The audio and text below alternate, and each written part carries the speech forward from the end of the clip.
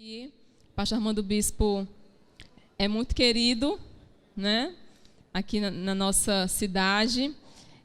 Eu não conheço muito, né? Conheço mais de ouvir falar muito bem, viu, pastor?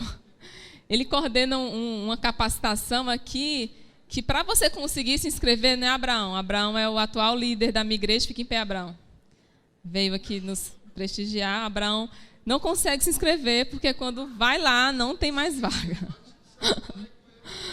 Então, quando abre, de repente já não tem mais vagas, né? Pastor Armando Bispo tem sido realmente usado aqui para abençoar vidas. E é um prazer, pastor, ter o senhor aqui. A gente descobriu, agora há pouco tempo, que ele também trabalha no enfrentamento à exploração sexual. Nós estivemos no estádio Castelão, em alguns dos jogos da Copa das Confederações, e nós estávamos lá com alguns cartazes, né, que tratavam o enfrentamento à exploração sexual, e tinha um grupo lá no estádio que chegou para nós e falou assim: vocês são da IBC, da Igreja Batista Central?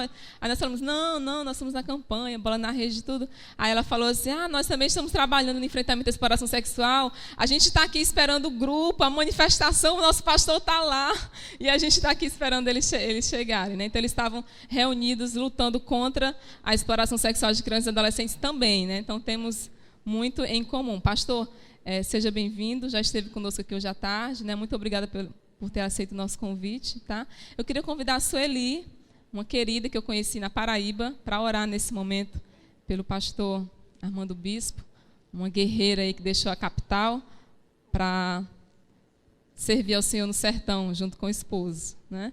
Queria pedir que a Sueli orasse nesse momento. Oremos, irmãos.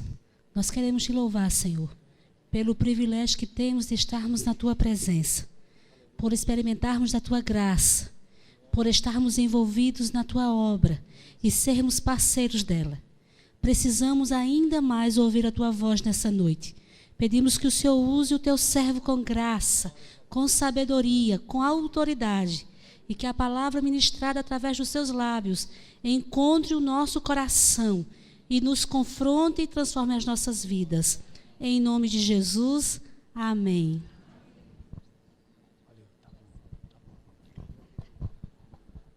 Gente, uma boa noite na paz do Senhor. Eu vou ficar aqui porque eu vou mudar já mudei o script, né? Eu vim com uma pregação toda bonitinha. Entreguei o PowerPoint para eles, né? Tudo prontinho, tá ali no meu iPad, sei lá o que é.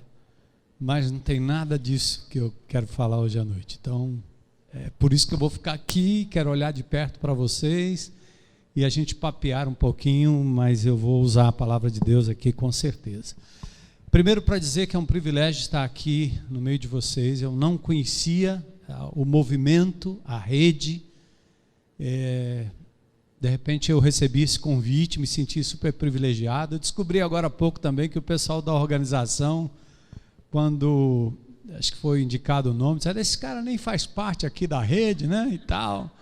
A única rede que eu tenho é de dormir, né, em casa e tal, mas brincadeira. E na verdade passou a ser um grande privilégio, tanto que eu, quando cheguei aqui, eu ouvi algumas palavras ditas aqui pelas pessoas que estavam à frente desse movimento, desse grupo. Principalmente aquela que mais me impressionou foi o fato de que vocês estudaram num determinado momento a institucionalização desse movimento e decidiram não. Isso tem muito a ver com o meu perfil, tem muito a ver com a minha forma de ver o reino de Deus.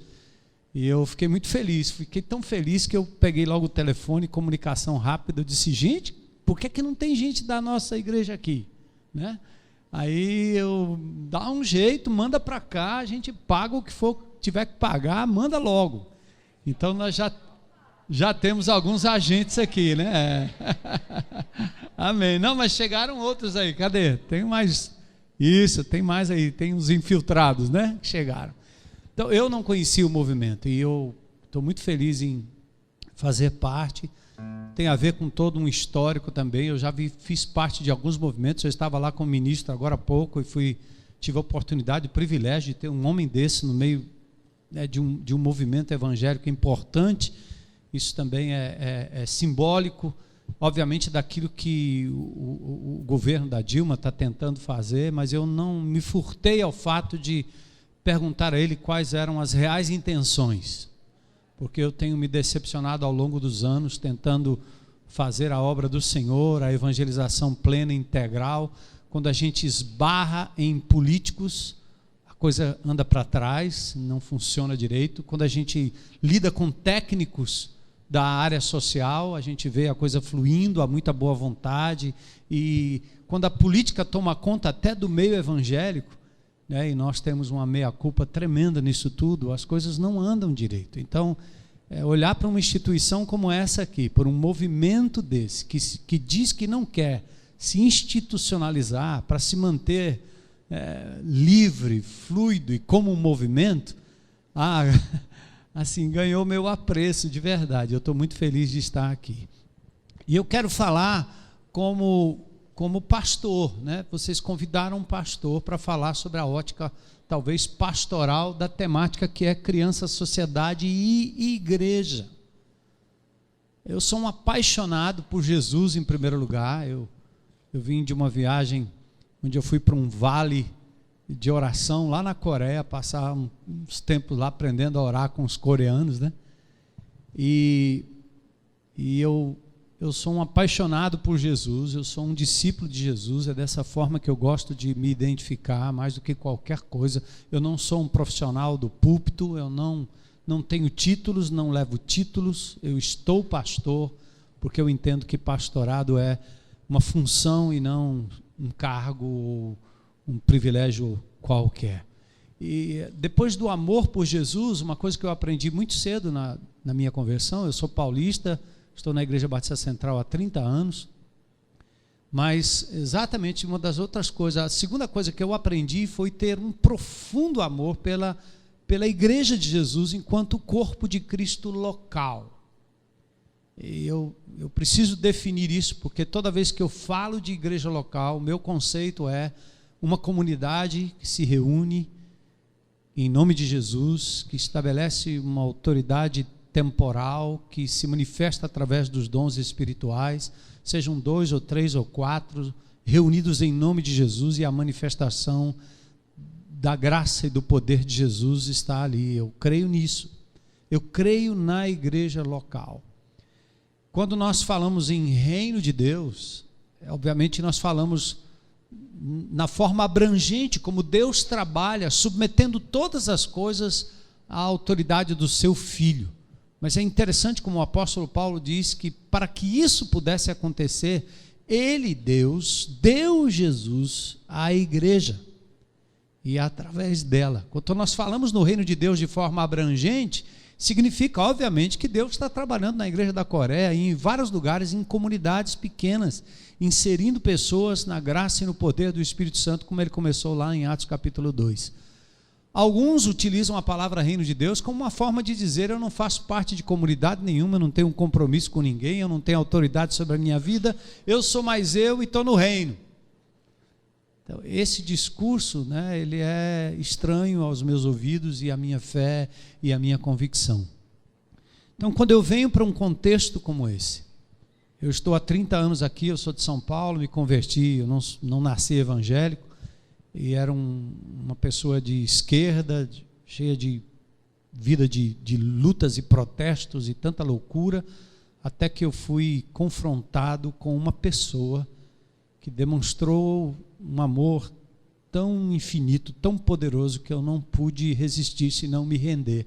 Eu entrei numa igreja para bagunçar e para zombar de um pastor, e no meio de uma pregação que eu nem estava entendendo direito o que ele estava dizendo, Jesus entrou na minha vida e me transformou. E de lá para cá eu deixei as coisas que eu tinha em São Paulo e fui me dedicar ao ministério pastoral, e estou aqui no Ceará, porque entendia que aqui no Nordeste era uma região muito carente, com tudo que tinha lá em São Paulo de bom, em termos de igreja, de oportunidades. Eu vim para cá há 30 anos para começar numa comunidade bem pequenininha e ver o reino de Deus se expandindo através de uma comunidade local que realmente pudesse reproduzir aquilo que a gente lê na Bíblia, né, que está aqui no Novo Testamento.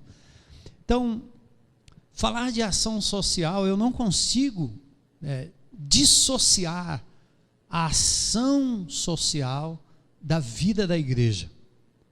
Eu fico imaginando que muitos de vocês, eu estava olhando aqui os talentos e os dons, e eu fico imaginando, gente, eu imagino o pastor desse povo, como deve estar se sentindo. Onde eles estão? O que eles estão fazendo? Onde é? Que movimento é esse? É a instituição A, B, C, D, né? E eles ficam assim. No início, quando eu cheguei aqui em Fortaleza, eu tinha uma igreja com 18 pessoas, primeiro culto tinha 18 pessoas. Metade daquela congregação era comprometido com tanta coisa, fora do âmbito da igreja local. E um dos maiores desafios que eu fiz a eles foi esse: vamos fazer com que essa comunidade viva na sua integralidade o Evangelho do Senhor Jesus Cristo. Porque é através da igreja que principados e potestades vão ser questionados e vão ser expostos à grandeza e à magnitude do poder de Deus. Eu estou dizendo isso para vocês entenderem a crença que eu tenho na igreja local. Nós nos reunimos em grupos pequenos. Hoje, talvez, eu não sei o número. Pastor, quando fala de número, eu penso no Pinóquio, né? Cada número que ele fala, o nariz cresce. Então, eu tenho muito medo de dizer quantos grupos pequenos, quantos membros tem a igreja. Não sei, é mais ou menos aí. Mas dos muitos grupos que a gente tem, desde as crianças até os anciãos, nós chamamos de rede. Então, para mim, eu olho para vocês e vejo essas organizações, essas redes que funcionam às vezes paralelo à igreja, porque muitas das igrejas não percebem o valor de muitos desses voluntários e até não dão oportunidade, não entendem a vocação, o chamado. A igreja não se envolve, e quando se envolve, às vezes é aquele investimento que se faz, dizendo, vai lá que eu te ajudo, dou um dinheirinho e vai embora. É desencargo de consciência, e não é de verdade uma apropriação do valor do amor pelo perdido, pela causa social. Então, na minha ótica, vocês são agentes para ensinar a igreja local a fazer de cada membro um real sacerdote do bem, alguém capaz de promover as transformações que vocês às vezes têm que sair fora do esquema da igreja e viver isso através de voluntários de todos os cantos, de todos os lugares, e todo mundo se engaja, e até aqueles que não têm Jesus acham a causa tão nobre que eles entram às vezes com muito mais amor, com muito mais afinco, com muito mais entrega do que os crentes que estão lá domingo após domingo no culto e fazendo toda aquela onda que a gente já conhece.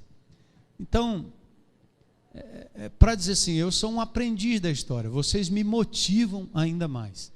E a irmã falou aqui da causa contra a exploração sexual, porque não é uma bandeira da Copa.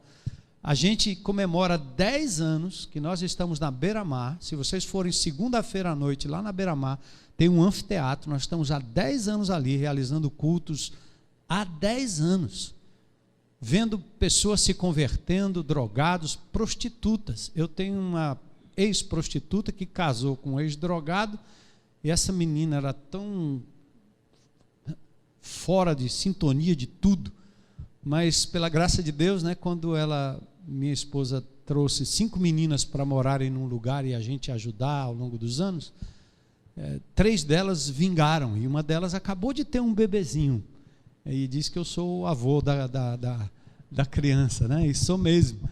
Então, essas coisas, elas não precisam fazer parte de uma atividade externa à igreja local. Ela deve fazer parte do DNA da igreja, em todos os sentidos. Nessa luta contra a exploração sexual, fizemos quase 5.000 camisas. E saímos por aí dizendo, exploração sexual é crime. Jogue contra essa ideia, denuncie. Então, é a igreja, em todas as suas dimensões, sendo envolvida por essa causa tão maravilhosa e tão nobre. Eu quero mencionar agora a relação da igreja com a criança. Quando eu comecei a frequentar a igreja evangélica, me impressionou muito, porque principalmente nesta igreja onde eu comecei aqui há 30 anos atrás, as crianças ficavam em casa, não tinha criança na igreja, era uma beleza, não tinha, ninguém incomodava nada, não tinha barulho, não tinha nada, não tinha criança. Mas não demorou muito, a congregação começou a crescer e as pessoas achavam que nós tínhamos que ter aquele padrão batista de escola bíblica dominical, das crianças, o berçário com o flanelógrafo. Mas não demorou muito para eu perceber que, na verdade, aquilo era uma forma de se livrar das crianças durante o culto. Põe para lá, ensina uma história bíblica e mantém longe, fica lá. E toda a programação era um inócuo, era sempre um adendo, era sempre a luta daqueles voluntários que trabalham com crianças, tentando vivenciar algo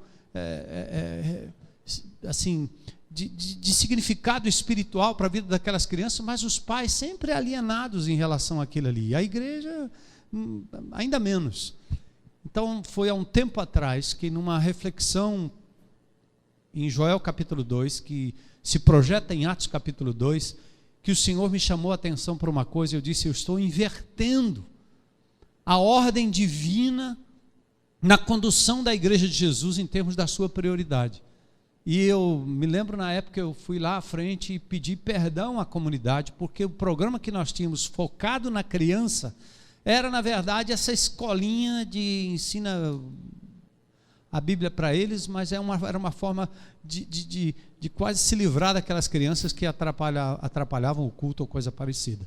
Quando eu compreendi que o Senhor, ao instituir a sua igreja, ao profetizar lá atrás que um dia o Espírito Santo deixaria de ser propriedade peculiar de meia dúzia, quando eu comecei a perceber, quando eu lendo essa palavra lá de Joel, na sua profecia em relação ao futuro, que a unção não seria mais de meia dúzia, embora alguns ainda hoje insistam em dizer que há só meia dúzia de ungidos que sobem no altar, no palco e que distribuem dons e bênçãos e libertação para todo mundo.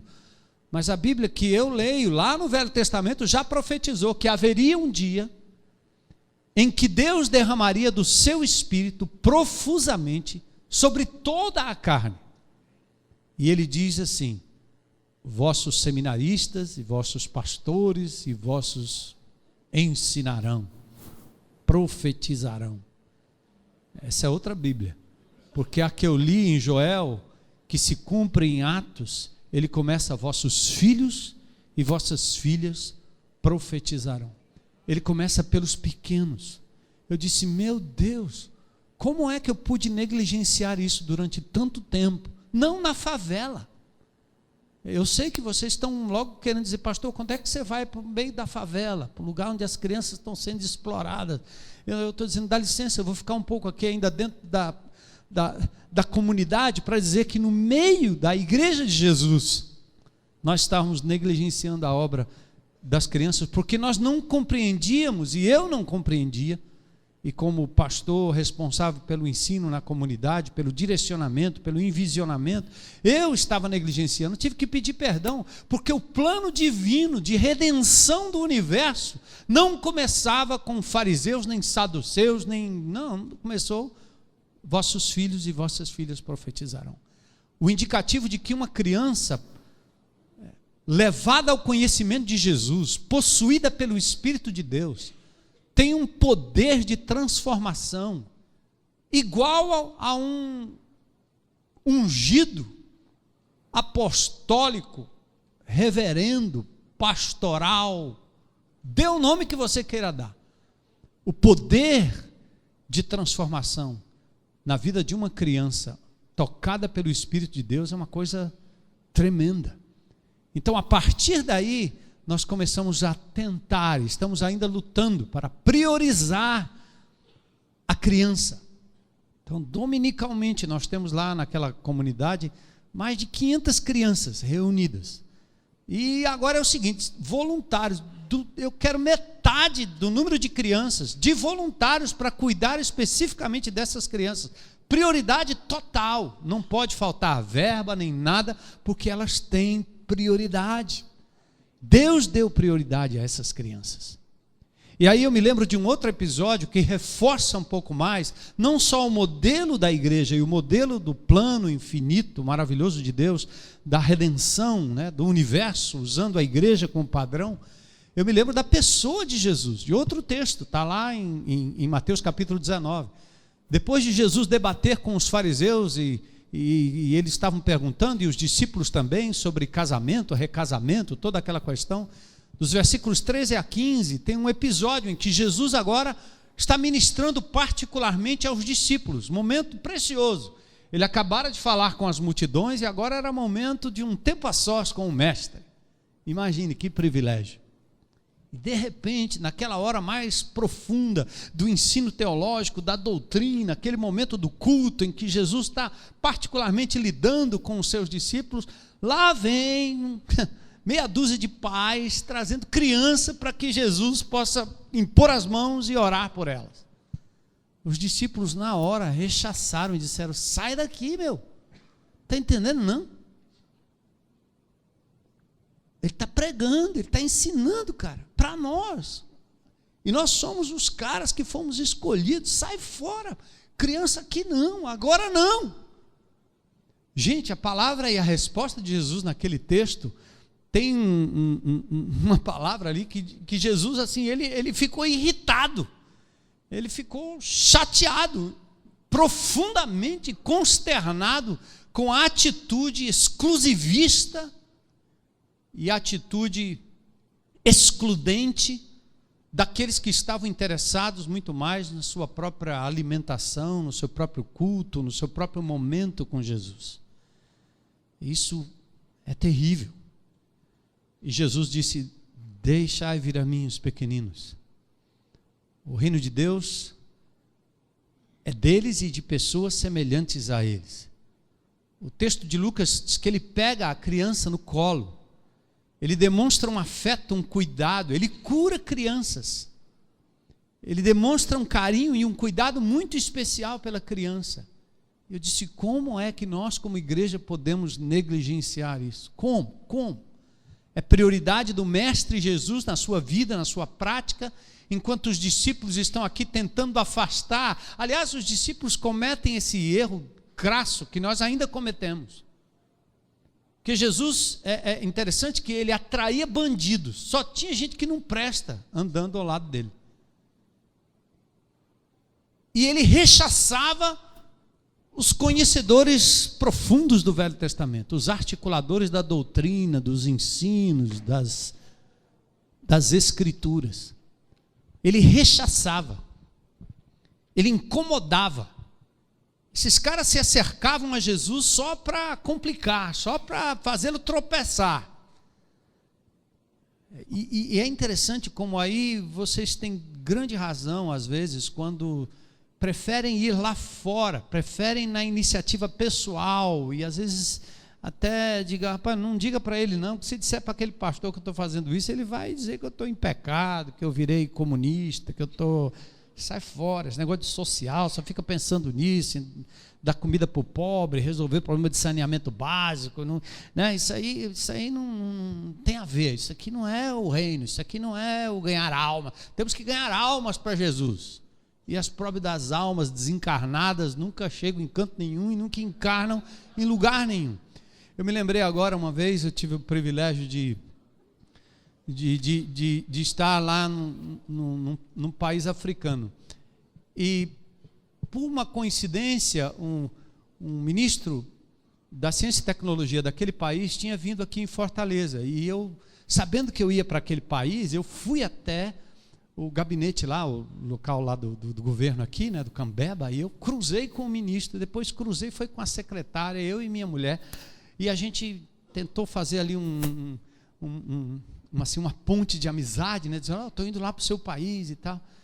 E no final, o que aconteceu é o seguinte: eu tive um momento com ele. Ele me recebeu lá.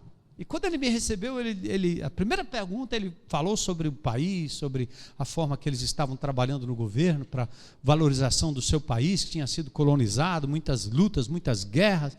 E ele olhou para mim e disse: você é o que mesmo? Eu disse: eu sou discípulo de Jesus e eu estou pastor de uma comunidade. E o que é que você tem para oferecer para o meu país? Aí eu disse: salvação e saneamento básico. Eu disse: como assim? Eu disse, não, é porque o evangelho que a gente prega inclui saneamento básico, inclui moradia, inclui transformação da vida das pessoas que estão vivendo em estado de miséria. É mesmo? Verdade? Aí eu comecei a explicar para ele. E eu levei comigo algumas pessoas que trabalhavam nessa área de casas populares, né? Levei gente que era especialista na área de caprinocultura, levei alguém que conhecia um pouco de beneficiamento de caju, né? Então eu levei os camaradas certos lá para a gente poder mostrar para ele que isso era real, que isso era verdade. Eu passei assim umas 2 horas conversando com ele. Ele tinha um encontro com os ministros das províncias daquele país. Na sexta-feira eu estava à tarde com ele. Aí ele disse assim, eu recebi um telefonema e o presidente do país queria ter uma audiência com ele e ele não ia poder estar nesse evento para abrir e falar sobre as questões que ele queria falar, sobre saúde, o secretário de saúde das províncias. Quando a gente terminou e que ele entendeu que o evangelho era mais do que pregar para a salvação de almas, ou despovoar o inferno, ou então povoar o céu, quando ele entendeu isso, ele disse assim, olha, o presidente me chamou para um evento agora, eu não vou poder estar nessa palestra para os ministros e secretários do nosso país, que estão reunidos lá no hotel me aguardando. O pastor pode ir lá fazer essa mesma explicação para eles. Oh, Jesus, glória a Deus, né? Esse é o evangelho que a gente acredita, que promove a transformação, que encarna e que se condói com aqueles que estão na miséria, mas não para levar nada diferente do que o evangelho puro e simples que deve ser pregado dentro da própria comunidade, para mostrar para os crentes em Cristo Jesus que cuidar do cabelo, cuidar da saúde, cuidar da alimentação, também é evangelho, para que a gente não faça essa dicotomia e cuidar do pobrezinho lá fora, enquanto aqui dentro a gente adoece, dando um péssimo e um mau testemunho. Às vezes você cura um indivíduo lá fora e você traz para dentro da igreja e ele fica doente de novo, porque o evangelho tem uma dicotomia, ele tem 2 faces, ele é meio estranho. Então, para dizer e resumir, eu amo o Senhor, amo a igreja do Senhor. E essa obra que vocês têm feito em prol da criança tem a ver com a prioridade de Deus para a redenção do universo através da sua igreja. Tem a ver com a prática do próprio Senhor Jesus Cristo, que priorizou as crianças. E eu quero terminar deixando um texto de Neemias, que vocês conhecem a história de Neemias, né? Deixar como desafio para vocês. Primeiro porque eu sei que existe muita tendência daquelas pessoas que, na verdade, têm misericórdia no coração, de se tornarem ativistas do evangelho. E você se torna tão focado na resolução dos problemas do alheio, das crianças abandonadas, do que esse Brasil está fazendo com as nossas crianças, né? As crianças hoje não morrem por doenças naturais do seu próprio corpo, porque hoje você tem uma medicina melhor, o saneamento está melhor, as condições de vida estão melhores.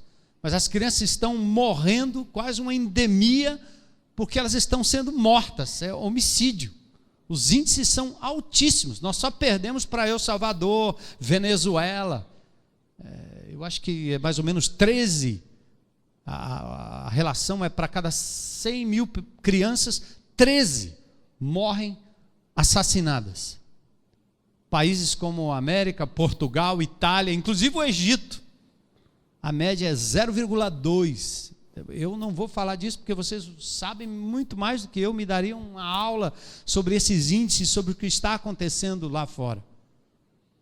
Mas o fato é que a responsabilidade não é de um grupo da igreja. E se tiver pastor aqui, em nome de Jesus, eu quero dizer para você, nós não podemos fazer boa obra como aqueles que frequentavam o templo no Novo Testamento faziam. Eu me lembrei agora no livro de Atos, no capítulo 3, tem um texto interessante. Vocês se lembram disso? Pedro, passa pelo templo, a porta do templo chamada Formosa. Quem é que está lá? Um indivíduo pedindo esmola. A minha pergunta não é o que Pedro fez com aquele indivíduo. A minha pergunta é como é que aquele camarada passou todo esse tempo ali e ninguém fez nada. Sabe por quê? A resposta que eu tenho, ainda que seja uma conjectura minha, enquanto aquele indivíduo estava ali pedindo, ele servia de alívio da consciência daqueles que não estavam interessados na real transformação deles. E eu acredito que, em tese, às vezes, eu acredito que os governantes agem mais ou menos assim. Quanto pior, melhor. Porque é uma forma da gente jogar dinheiro ali dentro e comer dinheiro que não chega e manter na desgraça na desgraça. Aliás, é muito parecido com aquilo que aconteceu com os demônios que se manifestaram, né? Lembra de Gádara? O que aqueles demônios disseram para Jesus? Não tira a gente daqui, não. Não manda para outro canto, não, porque o negócio aqui é bom. Então, fazer a obra social como desencargo de consciência, como fazer missões dando uma moedinha e dizer que você faz missões quando você contribui com R$10 enquanto comunidade, dizer que você levantou meia dúzia de cestas básicas e você resolveu o problema ali do indivíduo que está com fome e achar que isso aí é uma obra de transformação do evangelho real, está pela metade e pode passar a ser desencargo de consciência. Então Pedro olha para aquele indivíduo e diz o quê? Moeda? Tenho não, mas uma coisa eu tenho para lhe dar. Em nome de Jesus, levanta e anda. Põe esse cara em pé, fica onde eu estou, vem até onde eu estou. Eu não vou aliviar a sua fome momentânea de moeda. E nós não podemos fazer obra social desse jeito. Nós não podemos fazer.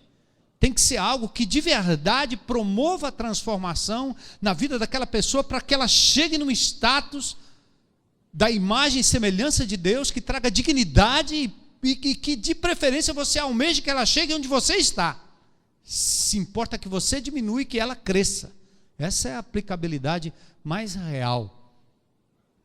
Então, a igreja tem que se envolver nisso. Cada membro, cada pessoa. E talvez eu faça um desafio a vocês aqui, antes de terminar com... Eu disse que ia terminar já várias vezes, né? Antes de terminar com o texto de Neemias, sejam promotores do despertamento para o social integral na vida da igreja, por favor. Não fique fazendo lá fora. Eu sei, você vai se dar e se doar em nome de Jesus, vai fazer muito bem, uns como Marta, outros como Maria, está tudo certo. Você vai fazer uma rede, e o Brasil e o mundo inteiro vai se engajar, e até os espíritas vão chegar junto e vão fazer boa obra também, os macumbeiros também vão ajudar, e os padres, todo mundo lá, porque, claro, é a rede. Beleza.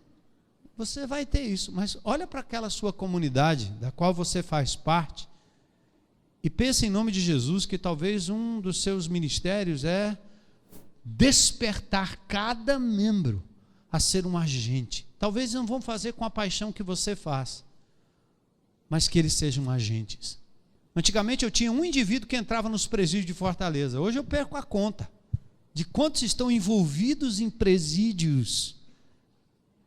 Antigamente meia dúzia ia na favela, porque os caras que tinham coragem, eram os caras que, né, parecem, esse cara tem o dom, vai lá que eu estou orando por você aqui. Para com isso, meu. Eu quero ver a comunidade toda envolvida, é um princípio que tem que ser repassado, que todos percebam isso. Então, o assunto de Neemias, vocês conhecem muito bem, eu gosto de mencionar, eu quero deixar aqui como desafio para vocês.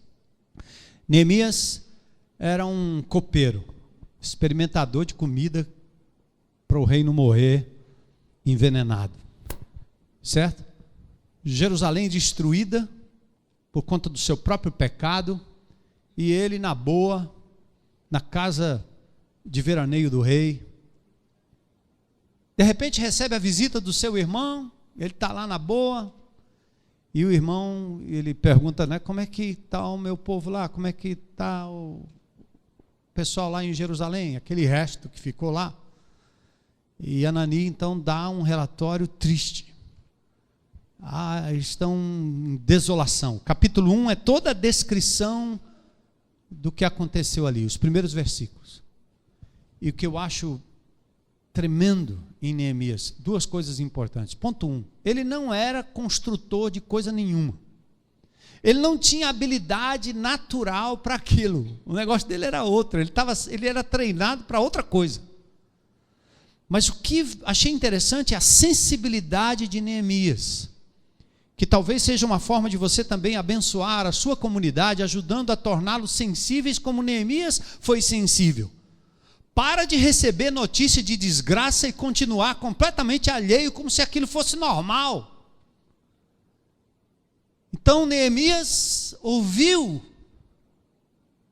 ele leu, ele percebeu, chegou aqui na mente, mas desceu ao seu coração e foi transformado em ação concreta. Vamos parar de falar sobre o assunto e vamos fazer o que tem que ser feito. Tem que deixar de ser uma elucubração intelectual. Vamos falar agora sobre ação social. Não, cara. Vamos fazer algo a respeito. Vamos, mas eu não sou treinado, mas eu não sou assistente social. Ei, não é isso não. Isaías 61 foi cantado aqui agora há pouco, foi não?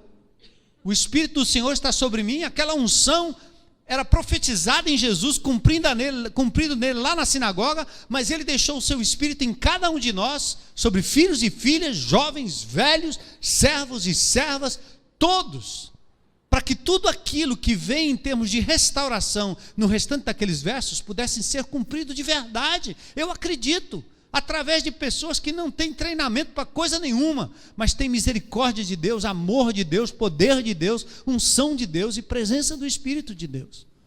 Neemias fez isso, ele respondeu. Agora uma coisa fundamental que talvez foi o que eu fui desafiado nesses dias lá na Coreia, e que é modelo no Novo Testamento. Quando Deus diz, vai pelo mundo inteiro, faça discípulos, saia por aí pregando, bora povo, bora. Logo em seguida, ele diz o seguinte, não saiam daqui. Como assim? Você manda ir, depois manda parar e manda ficar aqui parado? Porque embora você tenha entendido a missão, ela não pode ser conduzida na sua força. Fiquem aí até que do alto vocês sejam revestidos de poder. Não façam na carne, não façam no poder puro e simples de mobilização, de suprimento que você tem. Isso aí o povo faz, o mundo faz, está todo mundo fazendo, está todo mundo sensibilizado, porque ou é isso ou nós vamos morrer coletivamente. Neemias fez o quê? Quando ele entendeu aquilo que desceu no seu coração, a primeira coisa que ele fez, ele lamentou, ele chorou, ele jejuou e ele se colocou diante do Pai em oração. Eu ouvi aqui vocês falando sobre a sala de oração, o momento de oração, a mulher de oração, a Débora, e aí vai. Que tem a Débora, João, Pedro, todo mundo aí, não precisa ser só Débora. Todo mundo, dê todos os nomes aí, que é para todo mundo, todos os santos, para a gente poder engajar o povo de Deus em oração. Não saiam antes de orar, não entre naquele canto antes de orar. E a oração de Neemias, ela é também sintomática e tem lições preciosas. Isso fica para o sermão da próximo ano, se vocês me chamarem de novo. Neemias começa orando assim. Primeiro, ele não ora pela necessidade, ele não começa falando do favelado, da criança que está sendo explorada, do estuprado, ele não fala do problema. A primeira coisa, ele corre para a presença de Deus. Deus dos céus, Deus, Senhor dos exércitos. Nós temos que reconhecer a magnitude, aí vem a piedade dos piedosos conservadores, que nos levam à presença de Deus, não para a gente ficar lá o resto da vida achando que é aqui, vamos fazer uma tenda e ninguém desce mais.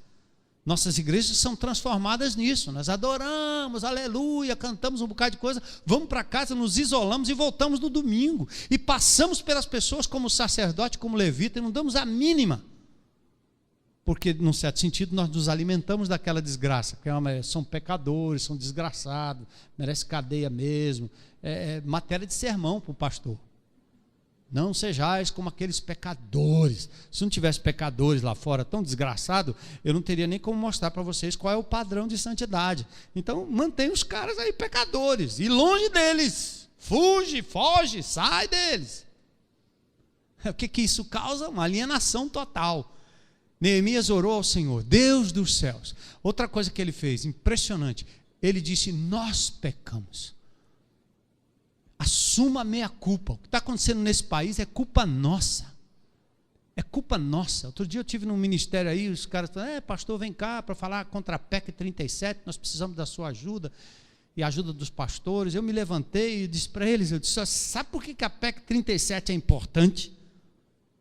Para que o Ministério Público continue investigando os pastores, a minha igreja, minhas contas, para que a gente possa fazer as coisas de forma clara, honesta, limpa, e que não caiamos nesse descrédito que a gente cai diante dos governantes. Por isso que eles complicam às vezes para liberar as coisas, porque nós fazemos às vezes a mesma coisa que os caras lá de Brasília estão fazendo. Então Neemias disse: meia culpa, nós pecamos, eu pequei também.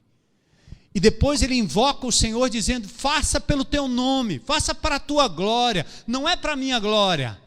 Eu não quero louro, desaparece, meu amigo. Dá outro nome para o negócio aí, diga que foi Jesus quem fez. Eu não sei nada, eu só sei de uma coisa, eu era cego, agora vejo, foi ele quem fez. Dê a glória para ele todo o tempo, oração, para não sair na força da carne, e dando a glória para ele todo o tempo, o nome dele, o nome dele, o nome dele. Aí Neemias vai diante do rei, e o que ele faz? Ele pede 3 coisas para o rei, e o rei concede. Ele pediu, primeiro, tempo. Ele marcou um prazo. Qual é o prazo? Tempo. Depois ele pediu cartas para ele poder passar pelas províncias, pelas autoridades, pelas barreiras alfandegárias, quem sabe. Então, foi dado a ele o tempo, depois foi dado cartas, autoridade, e depois ele pediu material: eu quero madeira, eu quero recursos. Então, o rei deu para ele tempo, deu para ele autoridade e deu para ele recursos. E ele foi lá e completou a obra, 52 dias. Passou pelos lugares que tinha que passar com a autoridade que o rei havia concedido a ele. E ele tinha recursos para providenciar a reconstrução dos muros de Jerusalém. O que eu quero dizer para vocês é que vocês estão constantemente diante de um rei que é dono dos céus e da terra, e que ele deu para todos nós um tempo. Nós não vamos durar muito tempo. O tempo é agora. A hora é essa. Então vamos remir o tempo, fazer bom uso do nosso tempo, para a gente se dedicar ao resgate dessas crianças que estão sofrendo nas mãos do inimigo de Deus, suas hostes, suas instituições, seus nichos de pobreza que vocês conhecem muito bem, melhor do que eu. Deus tem nos dado um tempo, a hora é essa. É o momento de Deus. A hora é essa. É o nosso tempo, o nosso momento. Outra coisa, Deus tem nos dado autoridade, não é? Ele não disse? Toda autoridade me foi dada nos céus e na terra. Portanto, ide. Não entra no seu nome, não leva o nome do político evangélico, não vai dizer lá que você é filha do coronel, que você é prima do político não sei de onde, que você acha que vai entrar, porque é assim que se resolve. Negativo. Entre em o nome de Jesus, todo o tempo. É isso que vai abrir portas. Se fechar, é porque Ele quis que fechasse, mas vai abrir quando Ele quiser. Ninguém pode resistir e frustrar os planos do Senhor na sua vida. Caminhe na autoridade do nome de Jesus. E recursos, a gente sempre fica pensando naquilo que a gente poderia ter. Às vezes eu digo para o pessoal do governo, quando a gente chega perto, eu digo assim: eu quero que você saiba rapidinho, eu não quero dinheiro seu. Nós entramos num presídio aqui, fomos lá ver o presídio, não tinha nem preso lá na época, só o presídio. A gente foi visitar, foi orar, entramos ali, CPPL, sendo inaugurada, maravilha.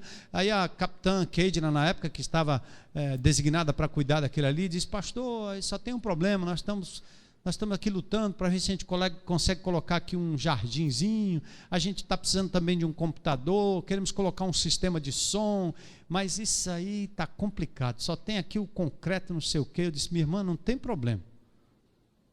Se for de Deus, o negócio vai aparecer. E a gente foi lá para a comunidade, desafiou, e vamos colocar as plantas que precisarem, vamos dar os computadores que nós tivemos que dar lá. Inventamos uma rádio comunitária dentro do presídio, que agora virou padrão e está espalhado. E a secretaria hoje assume, tem um estúdio. Antigamente saía lá do escritório da nossa igreja um estúdiozinho que controlava pelo computador tudo que acontecia dentro da cadeia. Era música evangélica o dia inteiro e umas músicas mais ou menos neutras lá, para os caras não pirarem muito. E mensagem dos 12 passos e etc. Agora nós vamos fazer no presídio de segurança máxima, né? Chegamos na regional e disse assim, meu irmão, precisamos ajeitar essa rua aqui. Aí o cara, rapaz, não deu, o cara foi lá, fez um pedaço, não conseguiu fazer os outros. Por que não conseguiu? Não, por causa da licitação, não sei de onde que não saiu. Papo furado, a gente descobriu que aquilo que tinha sido designado como 50 mil, só chegou 5 mil na mão do empreiteiro. Então, eu comecei a cutucar um negócio e alguém mandou um recado, não mexa não, que você perde a vida, pastorzinho. Então, mas vamos terminar. Aí nós abençoamos os empreiteiros lá, investimos dinheiro e vamos asfaltar aí o negócio. Não quero nada do governo. O povo de Deus é um povo rico. Vamos sensibilizar e mobilizar o povo de Deus para que a obra seja feita dessa forma. Os convênios nós podemos fazer como fiscais. Mas, por favor, não faça usufruto dessas coisas, porque Deus tem dado a você recurso suficiente dentro da sua comunidade, dentro do seu alcance, para realizar a obra que Ele tem que realizar. Orem por nós. Nós estamos lá na BR-116 com o anel viário. Nós tiramos a igreja da aldeota, porque era impossível um bando de crente, classe média, média alta, vivendo na aldeota, adorando a Deus, fazendo barulho para todo mundo, trazendo transtorno e problema de estacionamento. Aí o que é que nós fizemos? Fomos lá para o lugar mais perigoso de Fortaleza, lá perto do Janguru Sul, e nós estamos lá na BR-116 com o anel viário. Quando a gente entrou lá, nicho de contrabando de cargas, carga roubada da BR distribuída, nicho de bandido para todo lado, gente, invasão, área terrível. E o povo diz assim, pastor, essa igreja não vai vir para cá nunca. Mas nós estamos lá, não apenas mudando o coração e a vida do povo de Deus, mas mudando o entorno. O entorno. E à medida que nós fomos abençoando a vida das pessoas ao redor, mudando o entorno, fazendo um mapeamento daquela área e dizendo, os índices aqui têm que mudar se o evangelho de Jesus está sendo pregado de verdade. Então, adorar a Deus aqui é muito bom, mas ver crianças sendo libertas da prostituição, da miséria, é ainda muito melhor. Então, que Deus abençoe. Eu queria orar para a gente encerrar aqui e agradecer a oportunidade. Maravilhoso Senhor, glórias sejam dadas ao Teu nome, Senhor. É com temor e tremor que nós paramos aqui na Tua presença para Te agradecer, Senhor, o privilégio de a gente participar nessa obra tão maravilhosa de resgate do ser humano, resgate do seu meio. Oh Deus, capacita cada uma dessas pessoas como o Senhor já tem capacitado, mas dá a elas um novo ânimo, Senhor. A compreensão de que tem um tempo específico, autoridade dada pelo Senhor e recursos suficientes que vêm do Senhor, através de quem quer que seja, mas para a glória do Teu nome, limpo, sempre limpo, Senhor. Pai, obrigado pelo privilégio de ter estado aqui hoje à noite e que a nossa igreja, Senhor, possa continuar sendo despertada a viver esse evangelho pleno para a glória do Teu nome. E esses irmãos, Senhor, abençoa durante esse tempo aqui, dá a eles uma noite especial de descanso, Senhor. Cada igreja aqui representada, que seja despertada pela vida, pelo desafio, pela entrega, pelo serviço desses amados irmãos e irmãs. Nós adoramos o Teu nome nesta noite, em nome de Jesus. Amém.